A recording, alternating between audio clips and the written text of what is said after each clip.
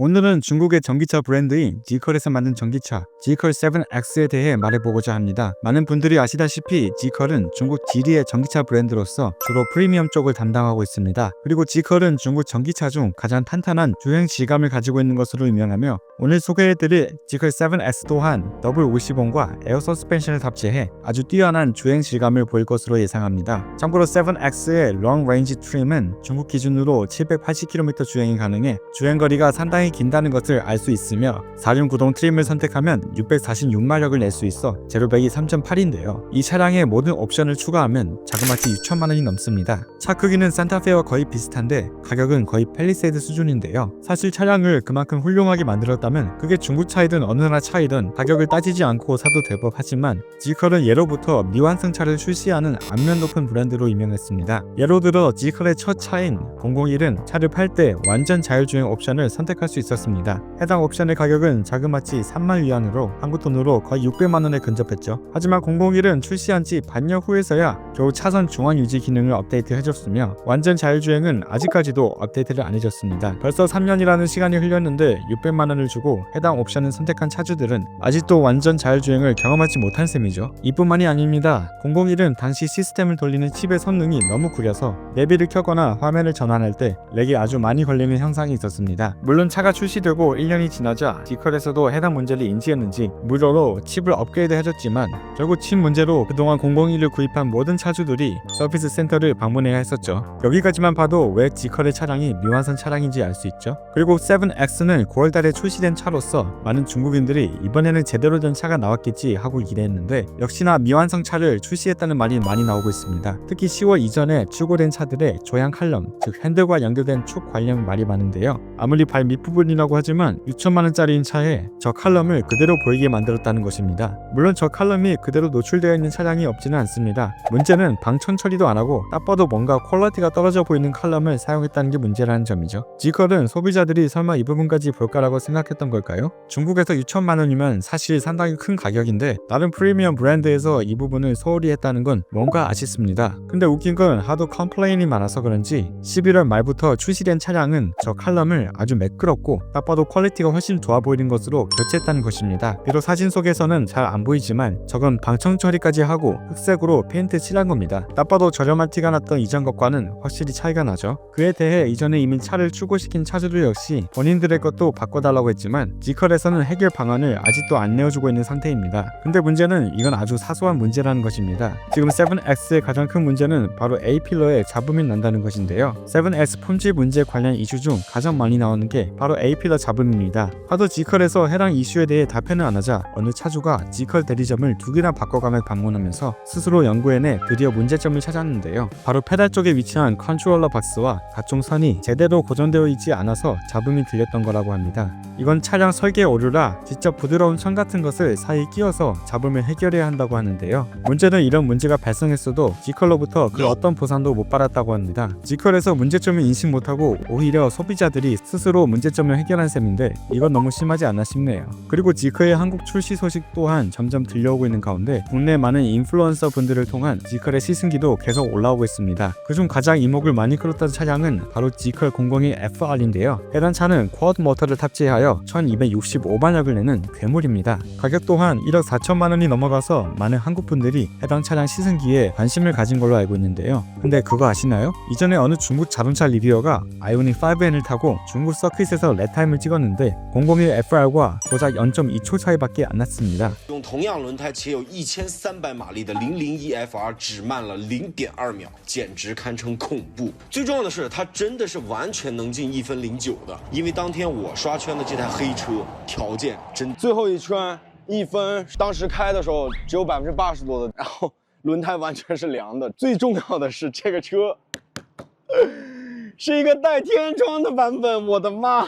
영상에서 보셨다시피 당시 해당 중국인이 운전한 아이오닉 5에는 배터리도 고작 80%였으며 심지어 무게가 증가한 선루프가 달린 버전이었다는 건데요. 더욱 중요한 건 006 FR은 지컬의 전문 프로 드라이버가 운전했던 거고 아이오닉 5N의 드라이버는 그저 취미로 서킷을 돌 뿐 본래 직업은 중고차 판매원이라는 사실입니다. 따라서 배터리도 100%이고 선루프가 아니고 전문 드라이버가 아이오닉 5N을 운전했다면 1억 4천짜리 001 FR을 충분히 이길 수도 있었다는 말인데요. 아니 그렇다고 쳐도 SUV인 아이오닉 5N이 1200마력인 슈퍼카인 001 FR과 고작 0.2초밖에 차이가 안 났다는 것 자체가 좀 웃기지 않나요? 따라서 이것만 봐도 쿼드 모터를 탄 001 FR은 그저 마력수만 뻥튀기한 것뿐이지 코너링과 핸들링은 그냥 일반 중고차 수준이라는 것을 알 수 있습니다. 그래서 아이오닉 5N과 다른 중고 전기차와 대결한 영상을 보면 종종 이런 댓글들을 볼 수 있죠. 국산 슈퍼 전기차들은 그저 마력수만 올려서 직선 구간만 빠를 뿐이지 실제 레이싱 관련 기술은 1도 없음. 사실 이전에도 500만 구독자를 지닌 중국에서 아주 유명한 아마추어 레이서가 제네시스 GV60 시승기를 올리면서 이런 발언을 한 적이 있습니다. 韩国车在欧洲、在美国那么好，那么多人追捧，就是因为韩国车把价值这一块给抓上了。但是当然，你也可以不走出国门啊，已经哇一个月几万台。你要我说，从一台车的角度来说，就是没有一台在车的部分。你怎么证明你没有充值？如果我充值，我把整台车给吃了，玻璃渣我都吃光它。极客我觉得是最像这，因为极客它是有想走出国门，所以极客是像的。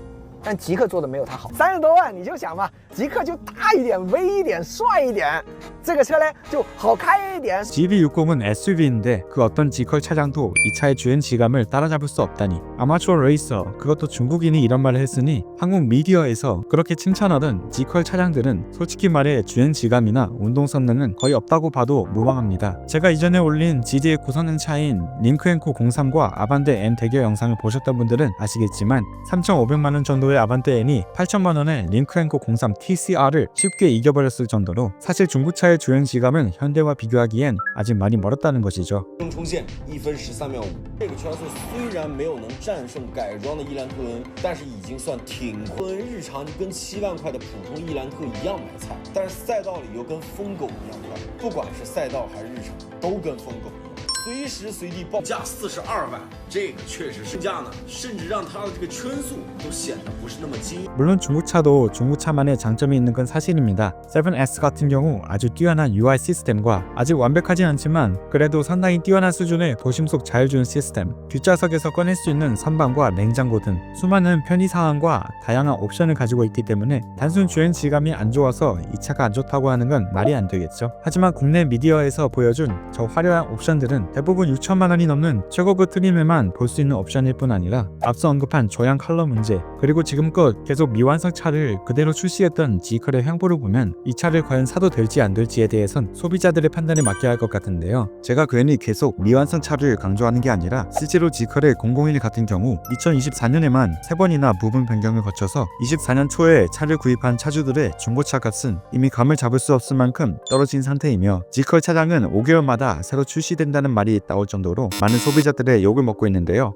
이번엔 마지막으로 아까 영상 속 중국인이 비교한 GV60과 G컬 비교 영상을 본 중국인들은 과연 어떤 반응을 했을지 보도록 하겠습니다. 나 한국차 한 대도 없거든. 하지만 나의 직업상 솔직히 말하지만 한국차는 찐으로 우수함. 비록 중국 시장에선 별로 존재감 없어 보여도 전 세계적으로 보면 현대차 그룹 연간 판매량 683만 대임. 중국 탑3 지리, 비아디, 창완 다 합쳐도 현대 못 따라감. 주말에 제네시스 체험해봤는데 한국인들이 차 진짜 정성 들여 만드는 거 느껴졌음. G80, G70 둘 다 퀄리티 대박이고 실물 버튼도 과감히 쓰고 버튼 감도나 세세한 디테일이 진짜 좋았음. 이런 클래식한 럭셔리 감성 오랜만에 느껴보는데 모든 게 약간 올드머니 감성임. 반면 중국차 기업들은 아직 럭셔리카에 대한 이해가 좀 부족한 듯. 대부분의 럭셔리카 고객들은 이 차 디자인은 어디서 영감을 받은 거다라든가 내장재로 쓴 재질은 어떤 나무이다 이런 걸 듣고 싶어하지 제로백 몇 초다 혹은 제자리에서 회전 가능하다 같은 게 아니거든. 이 점에서 우리 아직 한국보다 조금 부족한 듯. 사실 이 차 가성비는 진짜 괜찮은 편이지 국내에서는 현대를 별로라고 생각하는데 실제로 보면 공간 활용성, 인테리어 디자인, 800V 충전, 드리프트 모드, 테슬라 모델 Y랑 비슷한 가속력 그리고 LSD까지 다 있음. 근데 국내차 기업 중에 이렇게 만드는 업체는 아직 없잖아. 물론 아쉬운 건 매장이 너무 적다는 거. 이 영상은 추천 박아야겠네. 지금 국산차의 기계적 완성도는 솔직히 간신히 합격점 수준임. 요즘 국산차 발표해보면 그냥 스마트폰 발표회랑 똑같음. 주행거리, 대형 스크린, 칩 얘기만 잔뜩 하고 이 차의 주행 질감이 어떤지에 대해선 아예 언급도 안 함. 현대가 중국에서는 점점 힘을 못 쓰고 있긴 한데 그렇다고 현대가 좋은 차를 못 만든다는 건 아님. 차 자체는 꽤 괜찮은데 중국 전기차 시장 경쟁은 너무 빡셈. 가격 20만 위안대로 내리면 먹힐 것 같긴 한데 문제는 현대가 제네시스를 고급 럭셔리 브랜드로 포지셔닝해도 중국 시장에서는 인정 안 해준다는 거. 브랜드 인지도만 놓고 보면 테슬라보다는 못할지도. 아직도 예전 방식을 고집한다면 결국 다시 중국 시장에서 철수할 가능성도 큼. 적어도 중국차의 외관은 한국차를 추월했잖아. 인테리어나 세시 등은 차근차근 노력하면 됨. 이 차가 좋은 차인 건 맞는데 댓글이나 반응들 보면 알 수 있듯이 이 차는 아직 중국 시장에 잘 안 맞음. 대부분 사람들은 단순히 A에서 B로 이동할 교통수단을 원할 뿐임. 그리고 가능하면 짐도 많이 실리고 빠르고 유지비도 적게 드는 차를 선호함. 정교하고 재미있는 수입산 한국차는 아직 대중의 니즈랑 좀 동떨어진 느낌임. 뭐라고 해야 할까? 얼마 전에 차 사고 나서 보험사에서 스팅어를 렌트해줬는데 진짜 잘 나가더라. 예전에 맥라렌 650, 포르쉐 718, BMW 650, 머스탱 GT 같은 좀 더 스포츠 성향 강한 차들을 꽤 오래 타봤거든. 그런데도 스팅어는 나름대로 엄청 잘 달리는 느낌이 있었음. 솔직히 말해서 한국 차는 요즘 운전 재미를 진짜 잘 살리는 것 같음. 제품력만 놓고 본다면 지커 001보다도 못해 보임. 001 플랫폼은 현대 EGMP 플랫폼을 벤치마킹해서 만든 거라는 건 알고 그딴 소리를 짓거리는 거냐? 심지어 그렇게 카피했어도 현대는 진작 내놓은 800V 시스템을 지커는 그로부터 2년 후에서야 겨우 내놓은 국뽕에 너무 취해서 팩트마저 부정해버리진 말자고.